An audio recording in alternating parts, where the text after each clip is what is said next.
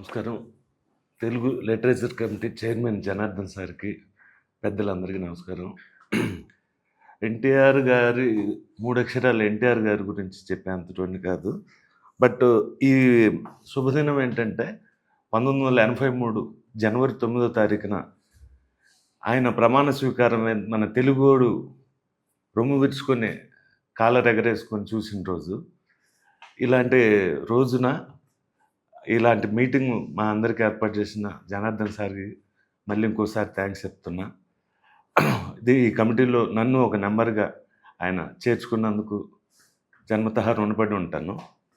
ఇకపోతే ఆయన గురించి పెద్దాయన గురించి 2 విషయాలు. నేను 8 ఏళ్ల పిల్లోడిని ఇదే సంవత్సరంలో ఆయన సీఎంగా అయినప్పుడు.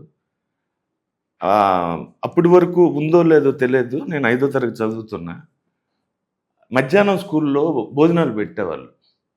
ప్లేట్లు తీసుకొని వెళ్తే ఎంత కమ్మటి భోజనం.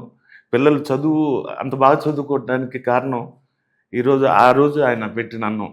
మధ్యాహ్నం పాలపొడి, ఎంత కమ్మని వంటకాలు. ఆయన చేసిన గొప్ప విషయాల్లో మాలాంటి ఆ రోజుల్లో చిన్నపిల్లలకు ఇది ఒక గొప్ప విషయం.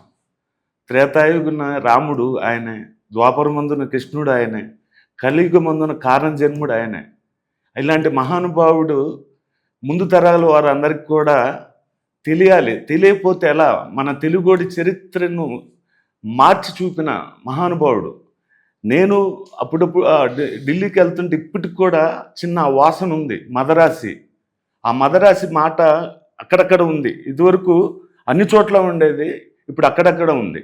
ఆ చిన్న చిన్న మచ్చలను కూడా తుడిపేయాలంటే జనార్దన్ సారు, ఈ కమిటీ, మనం అందరం తెలుగుదేశం తరపున గట్టి పోరాటం చేస్తే ఆ చిన్న మచ్చ కూడా పోతుంది.